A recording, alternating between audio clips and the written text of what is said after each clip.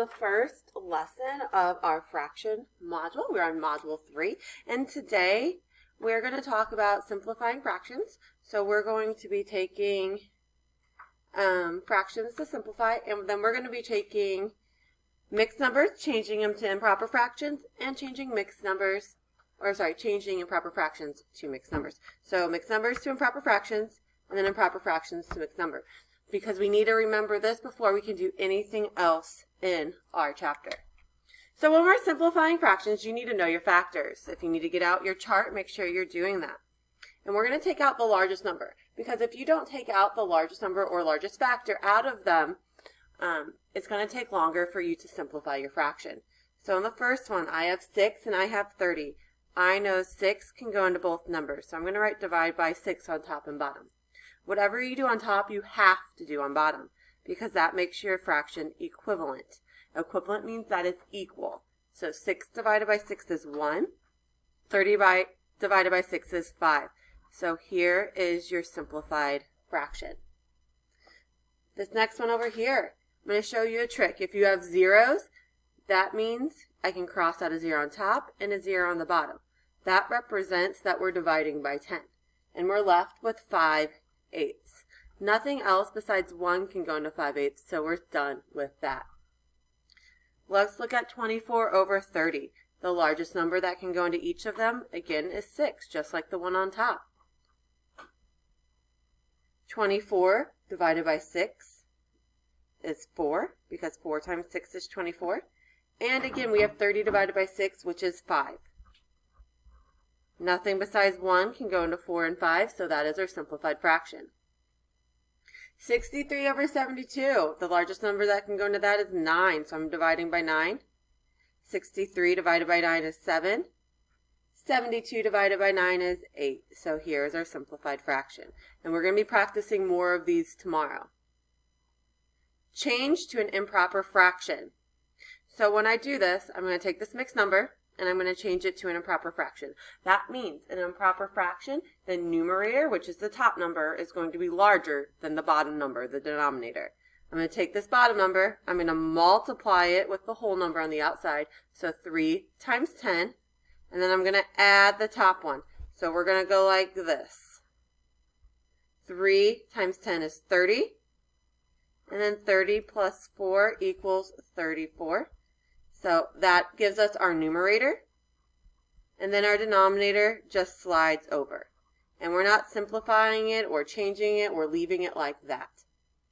So let's take a look at our 1 1/4. I'm going to multiply the denominator by the whole number, and then I'm going to add the top number. So 4 times 1 is 4, plus 1 equals 5. This right here is our numerator. And then our 4 just slides over. You do not need to draw all those arrows. You don't even have to show your work for that. I'm just doing that to show you. This one right here, 2 times 8 is 16, plus 5. So 2 times 8, we have 16. And then we're going to add 5 to it. So we get 11. 1 plus 1 is 2. So our numerator is 21. And we just slide that 8 on over. Down here, we're going to take our denominator, multiply it by the whole number. So we get 4. Then we're going to add it to the top. 2 plus, or sorry, not 2. We have 4 plus 1 equals 5. So I have 5 as the top, and then we're going to slide that bottom number over. So that is a reminder of how to change a mixed number to an improper fraction. Now, we're going to take that improper fraction now, and we're going to change it into a mixed number. A mixed number has a whole number and then a fraction by it. So some of you can do these in your head. You can be like, oh, we're going to take the denominator and say, how many times can 3 fit into 10? That would be 3. And how many do we have left over? It's 1. And then the denominator slides over. So some of you can do that in your head. If you can't do it in your head, I'm going to show you right here how to do it. We're going to take the numerator, which is 10, and we're going to divide it by the bottom number. So 10 divided by 3. 3 cannot go into 1, but it can go into 10 3 times. 3 times 3 is 9. 10 minus 9 is 1. Now this 1 becomes our numerator. So it goes all the way up here. And then this number that's right here just slides on over to be your denominator. So we get 3 1/3. So the improper fraction is 10/3. When we change that to a mixed number, we get 3 1/3. So those of you that can do it in your head, you get the same answer. Sometimes your improper fractions get so large that you're not going to be able to do it in your head easily, so I want to make sure that you can do this way too. Okay, let's change this one. This is a smaller one, so my people that can do it in your head, you can do it in your head. 7 goes underneath, 2 goes on the outside. The top number will always go underneath to find the mixed number. 2 times 3 is 6. 7 minus 6 is 1. This bottom number is going to go up here on top. This number on the side is going to go right here on the denominator.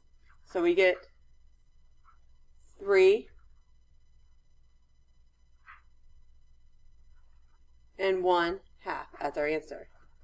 If you do this in your head, you say 2 fits into 7 3 times. I have 1 left over, and the bottom number stays the same. Your bottom number and your mixed number should be the same as your improper fraction, unless you have to simplify it. 20 over 12. We're going to change this improper fraction to a mixed number. So I'm going to take the top number. I'm going to put it underneath to do 20 divided by 12. 12 does not fit into 2, but it fits into 20 once. So I have 20 minus 12 is 8.